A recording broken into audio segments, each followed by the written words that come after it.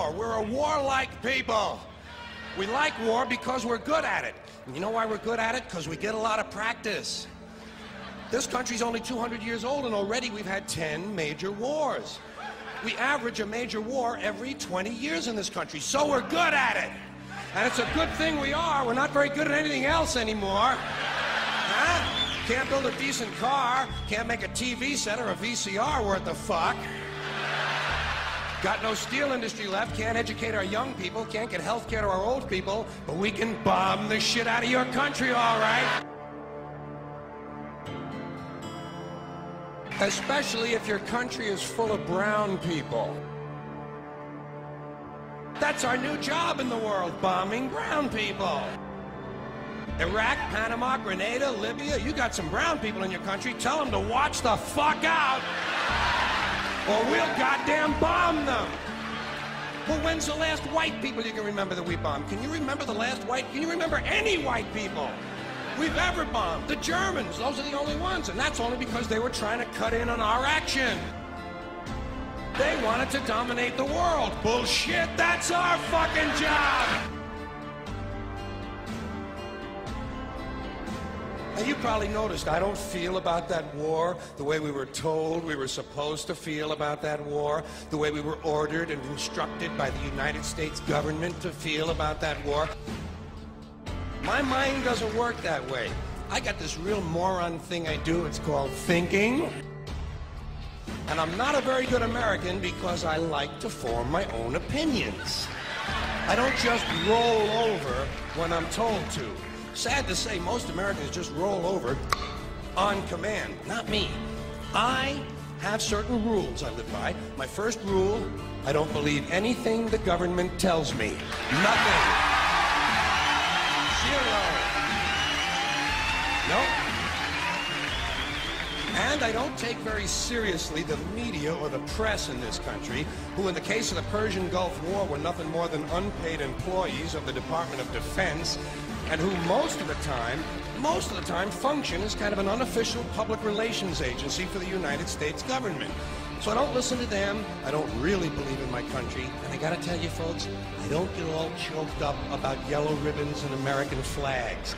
I consider them to be symbols, and I leave symbols to the symbol-minded.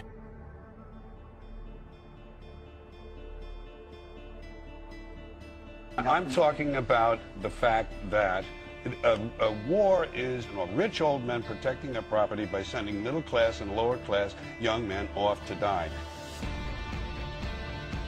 Forget these foolish elections. The owners of this country don't care about the poor in general. The owners of this country, what are we going... is this Karl Marx talking to me? The owners of this country are the voters of this country. You're wrong about that, my friend. Aren't the owners of this country the voters in this country who elected George Bush? No, they're not. Listen, politics, these elections are a charade. It is a charade. Oh, okay. They are meant to... Well, I'll tell you, just listen for a minute. Learn a little something.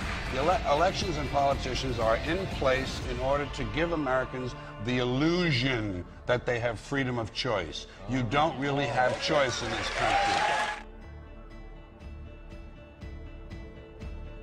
All of the things that are important reduced in choice. Newspapers in a city, how many? Used to be 3, 4, now it's 1 or 2. They're owned by the same people, and they also own a radio station. Give these people a voting day every year so that they'll have the illusion of meaningless choice. Meaningless choice that we go like slaves and say, "Oh, I voted." The limits of debate in this country are established before the debate even begins, and everyone else is marginalized. They're made to seem either to be communists or some sort of disloyal person. A kook, there's a word, and now it's conspiracy. See, they've made that something that should not be even entertained for a minute, that powerful people might get together and have a plan. Doesn't happen. You're a kook. You're a conspiracy buff. Conspiracy buff. Not as a result of a conspiracy, but because... You don't need a formal conspiracy. Right. When interests converge, these people went to the same universities and fraternities, they're on the same boards of directors, they're on the same country clubs, they have like interests, they don't need to call a meeting, they know what's good for them, and they're getting it. And there used to be 7 oil companies, there are now 3, it will soon be 2. The things that matter in this country have been reduced in choice. There are 2 political parties, there are a handful of insurance companies, there are about 6 or 7 information things. But if you want a bagel, there are 23 flavors because you have the illusion. You have the illusion of choice. Right. You don't get the real important choice. There's no freedom of choice. That's a great point.